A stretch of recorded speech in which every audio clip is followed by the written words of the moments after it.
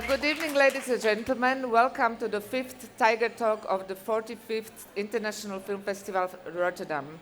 We have just seen the world premiere of the film from the USA, Radio Dreams, made by the Iranian filmmaker Babak Jalali. But before I invite our guest Babak Jalali, I would like to invite the festival director Bero Bayer to tell us why was it exactly this film that he liked and invited for a competition this year. Please welcome Bero Bayer.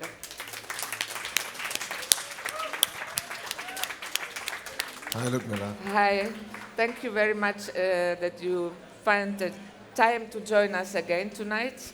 Tell us, what is so special about this film? Hold on, what day is it today?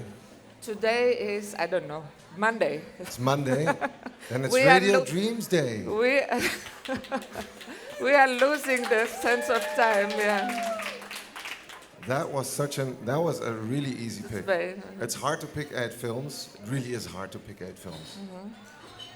Especially if you want to give them all the attention that you can and the love and joy that Rotterdam can bring. This one was actually kind of easy, because from, I don't know, minute 3 or so, and then holding on to that for the entire length of the film, it does something which is quite exceptional.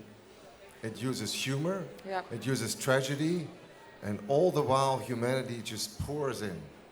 Nostalgia, the feeling of being rooted someplace else, or trying to get uprooting someplace else.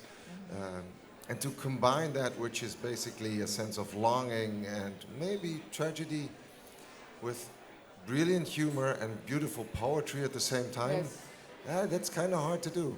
That's damn hard to do. And I think it worked really, really well on Radio Dreams. Mm-hmm.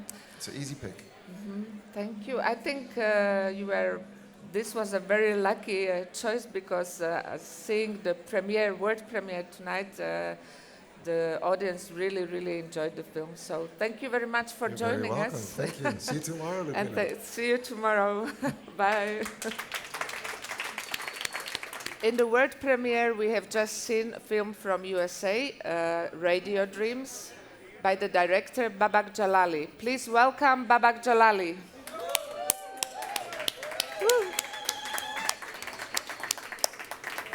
Babak Jalali was born in Iran and moved to UK as a young boy.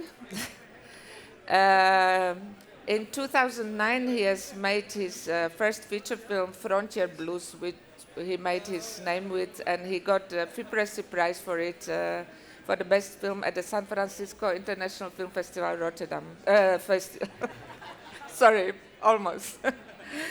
San Francisco Festival. His Iranian background played the role in this first film, Frontier Blues, and this is the Radio Dreams. It's your second film, and again you are going back or coming back to your Iranian roots. The first film, Frontier Blues, was actually shot in Iranian-Uzbek border. Turkmen border, but there were many Uzbek people playing. Turkmen and Kazakhs. Turkmen, Kazakhs. And now you have decided, or you moved from Iran to USA, but you are you made a film about Iranian radio, Pars radio, where Iranian diaspora plays role. Tell us, why the radio? Where did you get the idea or inspiration from? Does it exist, the radio? Many radio stations exist, Iranian radio stations in abroad, in the States particularly. Like a lot of TV stations, a lot of radio stations. There's a huge Iranian community, particularly in Southern California, in Los Angeles. And so they do exist. A lot of them have this atrocious commercials, the jingles and things like that. The idea for the radio originally came because my producer, Marjan Morimi, her favorite book is a book called On Julia and the Scriptwriter by Maria Vargas Llosa, a Peruvian author. And when she first got in touch with me, it was she told me to read the book and see if there was a possibility to perhaps adapt that into It wasn't possible at the end, but that took place in a radio station, and the idea of the radio station setting always stayed, and we played on that in a way. So this Pars Radio, it's not an existing one, No. It's a fictional one. Yes. And what about the characters? Who is Mr. Riani? Because he's a actually a leading character and very interesting visually and as a person. Who's the character? Who's the actor? Both. The actor is Mohsen Namju, who is a very well-known, well-regarded Iranian musician, a singer-songwriter. I first heard about Mohsen Namju through his music, of course. I'd never met him before. I just knew of his music. I'd seen him act in a film around 9 years ago in Iran. But he's primarily a musician, and he lives in New York now. And again, Marjana, the producer of the film, she knew him from before, and she got in touch with him and said, "We're doing this film, and would you like to act again?" And he heard about the idea and he said yes. And the character that he plays is Hamid Royani. We didn't want him to play himself like a musician, so although music plays a huge role in the film, but he's a writer. He's not a musician. He's not. He's a writer in exile, essentially. Yes. He's living abroad, and he's, when you're a writer, words are what's most important to you, and you write in the Farsi language. With your language. In Iran, now living outside Iran, where it's an English-speaking public, it's more difficult, to be inspired, to be. He seems a little bit nostalgic, also. I'm happy. Yeah. So he's representing a sort of immigrant who lost his dreams, but trying to compensate with this time radio. Exactly. I mean, and he's stuck in a situation which is not ideal, but he's trying to, in a way, to make the best of it, and also to put his own stamp on what he's doing in a way. And essentially, he's trying to. If he himself had been sitting in a car or at home and he turns on the radio, the programs that he's programming are the types of programs that he would want to listen to if he turned on the radio. These beautiful Iranian day stories. Yeah, there's El Salvadorian poets, Russian songs, and things like that. I would like to propose that we look at a clip. We have a few clips. Clip 1, where we can see at the beginning of the film a nice atmosphere and few characters from the film.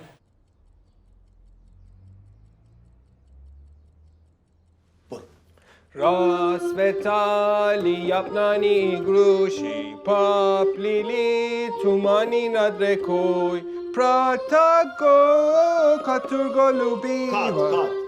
کات این موسیقی زمینش کو پس جمشید؟ نمیدونم ضبط کرده بودم نمیدونم چه پخش نشد. مراد کجاست؟ مراد روسی خوند دیگه. شما به من گفتی یه ترانه محلی ایرانی. این ترانه خیلی هم زیباست، خیلی هم داره جمشید خوب اجرا میکنه. اصلا کسی اینو نمیفهمه. الان ترانه محلی ایرانی بود شما میفهمیدی. ایرانی که بود، اینجا یه رادیو استیشن ایرانیه. مراد ببین چشمون سیسه. خانم عزیز ما هدفمون این بود که موسیقی همسایه‌های ایران رو معرفی کنیم. متاسفانه روسیه دیگه همسایه ایران نیست. یه دقیقه قطعش کن. مراد تو بیاین. همه آماده این؟ از اول میره. برو. Rasvetali yapnani grushi paplili tumani nadrekoi vikhadila nabiri katyusha naviso kishbere nakrutoi posios moni devushko prastruyo posios lishe kakanayot posios zemdio birishut radnuyo Alibov Katyusha Spirishut.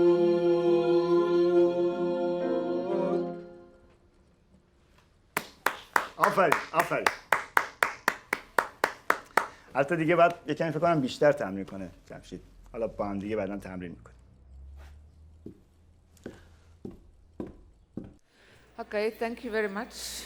Actually, I have two questions about this particular clip.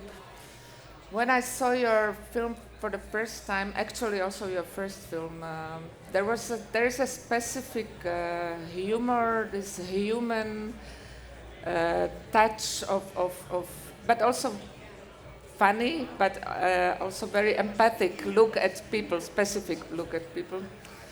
I had some associations that reminded me of humor of Aki Kaurismäki, for example. How he is also presenting his character and my question is, are you influenced by some filmmakers from the world cinema? Well, yeah, I mean, pound for pound, a body of work of a director, Aki Kaurismäki is my favorite director. Okay. Just for the whole collection of works, he is the one I have. You have in your library. Yeah, I enjoy his films. I've seen his films, more than most. Mm-hmm. So definitely he is an influence, and Scandinavian cinema in general is an influence. But the humor, in Frontier Blues and in these scenes kind of thing. I grew until I was 8 years old. I was living in northern Iran, which is where I shot Frontier Blues. Okay. And for example, Katyusha, which is the song. I was going to ask you, yes. My hometown was literally on the border, and we used to get, it was still the Soviet Union back then, and we used to get Russian language TV across, signal across over there. And Iranian TV at the time was not very fun. You couldn't, it wasn't something to enjoy watching. And so we used to get all Russian programming often, and Katyusha was a song that we always heard growing up. That's funny because I remember this song from my youth also. Growing up in communist Czechoslovakia. Exactly. No, the same, but this song also has a very specific meaning because it is a specific song. Maybe you can tell us about that. It's about. It takes place during the Second World War and the Soviets reaching the Nazi front, but it's about, in a way, lost love and longing for love and things like that. Yeah. And. Yes, that's what it is. Well, actually this song was sung by Russian soldiers at the end of Second World War, when they were leaving actually for the war, when they were saying goodbye to their lovers. Exactly, and obviously the fact that it was a weapon was named after it as well was that's true. A military weapon, yes. Which again was a weapon which was, as mentioned in the film, was used during the Iran-Iraq War. By the Iranian side and the Iraqi side. Yes. And I remember when I was a kid that we used to play football in the streets, and you could have 5-year-olds running around humming Katyusha. Of course, not knowing what it meant. They couldn't sing it, obviously, it's not Russian, but the melody, da da da da da.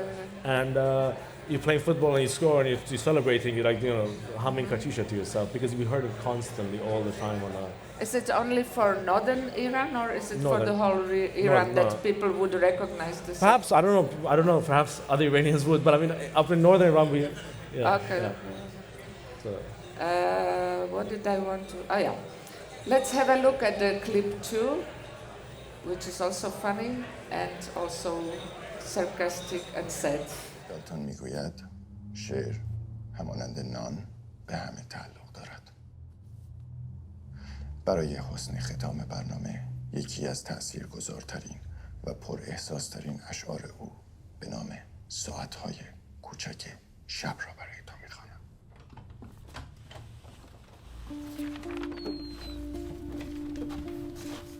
زمانی که فهمیدی من مرده‌ام نامم را مبر که تنها مرگ و آرامیدن را به وقفه می‌اندازد. صدای تو دیدبان احساسی خواهد بود که چون فانوس دریایی کمسویی غبار مرا جستجو می‌کند. زمانی که فهمیدی من مرده‌ام با بیانی غریب بگو گل، زنبور، اشک، نان و طوفان. مگذار لبانت 11 حرف مرا دریابند. خواب‌آلوده هستم. من عاشق بودم. به سکوت رسیدم. نامم را مبر.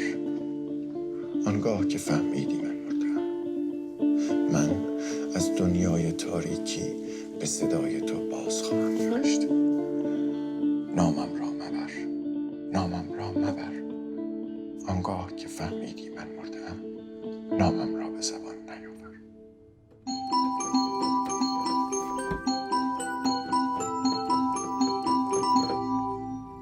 پیتزا ایتالیایی آمریکایی یه طرف، پیتزا بابا جان یه طرف. پیتزا بابا جان با مدیریت راجر رفعتی با منیو کاملا مطابق با سلیقه شما.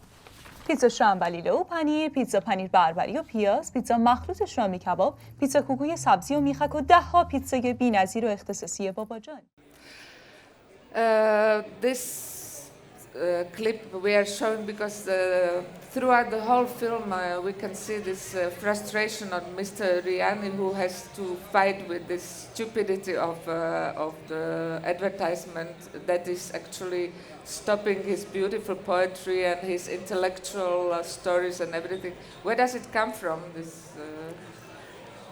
The actual... is it, you said there are many radio stations. Yeah. So do they really have to survive like this? I mean,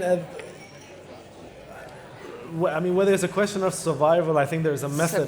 Yeah, I mean, no, there's a method to...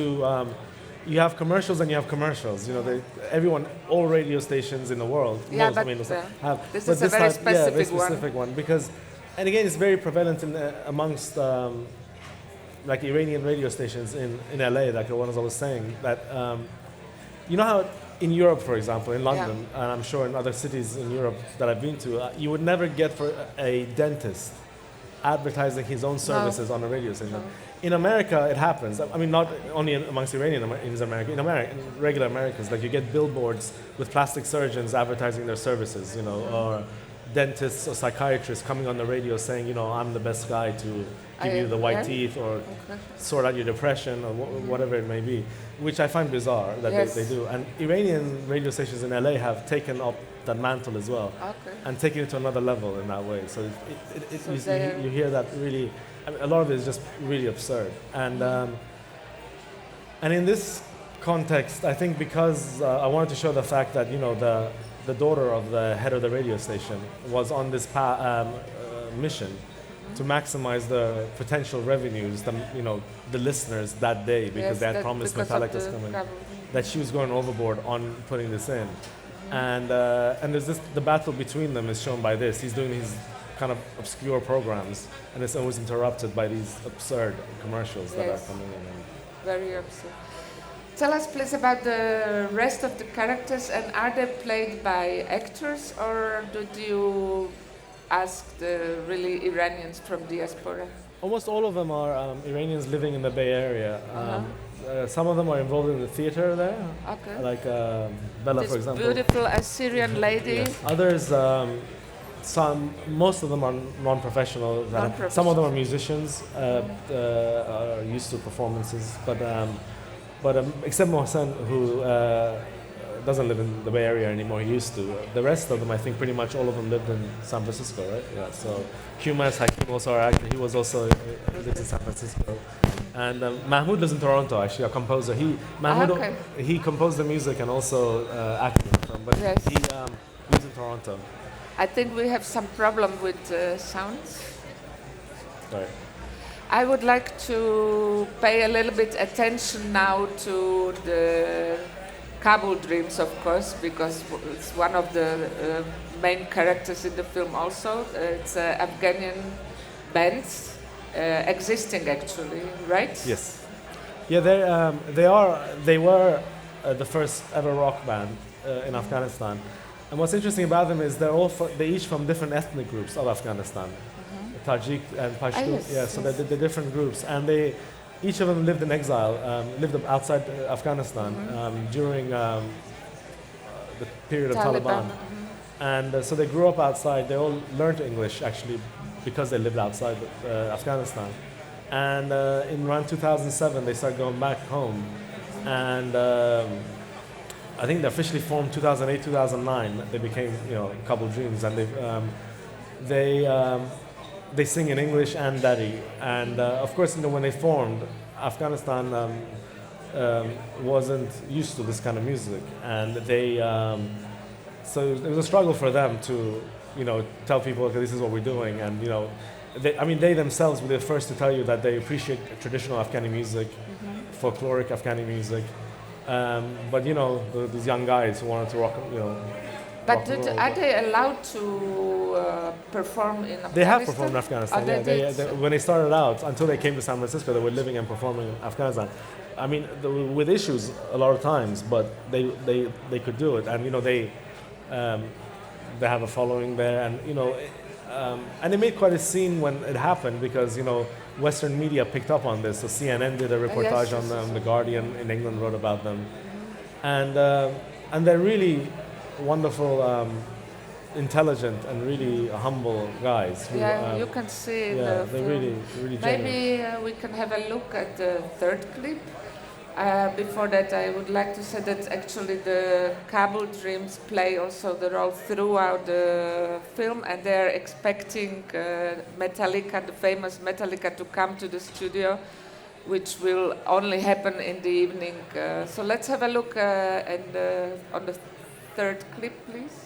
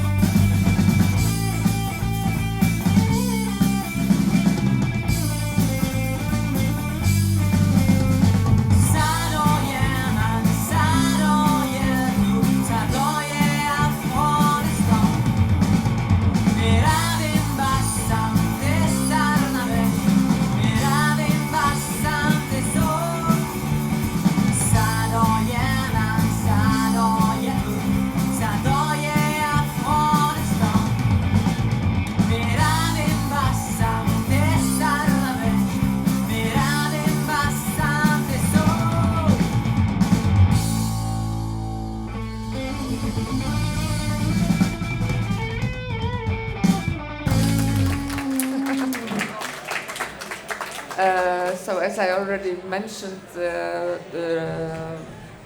this band is actually the whole radio. They're all waiting for Metallica.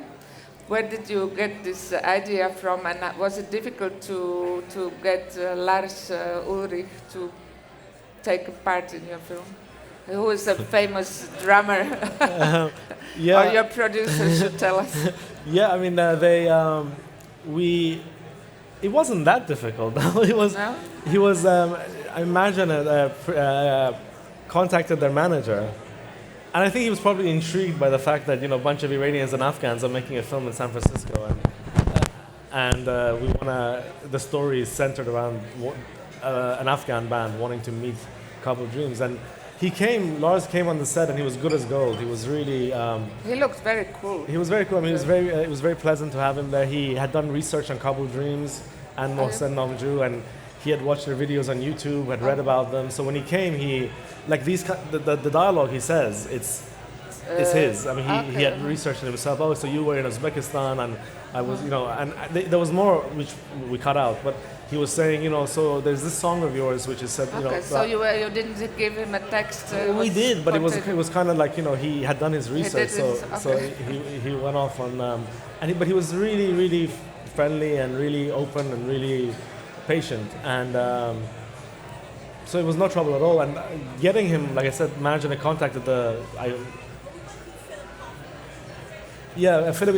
Kaufman, the director, a friend of Lars. Yeah, Lars was in his film, exactly. Imagine and knows Philip Kaufman, so she contacted Philip Kaufman. Okay. Philip Kaufman gave the details of her manager to you, and then she contacted the manager. The manager said, when are you shooting? We set the dates. He goes, these dates are good for me, and then we... The most important was that he was interested also. Yeah, of course, exactly. And he didn't get paid, so that was good.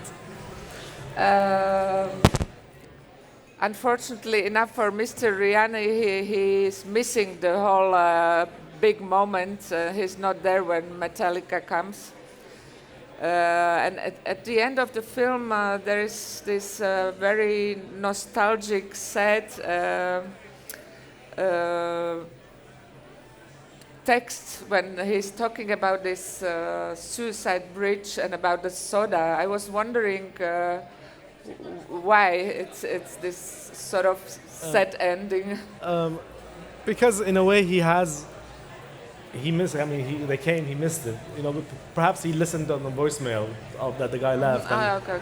Perhaps he came back, or perhaps to see, or maybe he couldn't be bothered and just came back to see the empty radio station again.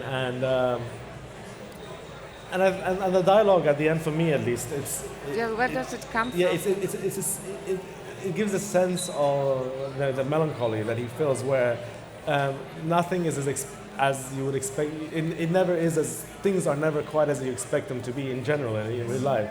So when someone's gonna jump off the Golden Gate Bridge and they call for, psychologist, I'm about to jump. There's, someone's actually opening a soda bottle and drinking it, whereas you would expect it to be like, no, don't jump, or like, and things like that. So. Nice. What's next? I'm shooting another film in America called Land. Okay. In a couple of months. Shooting already? No, I'm going to start soon. Okay. I'm in pre-production on it now in America, so that's nothing to do with Iran. Nothing to do with Iran. Okay.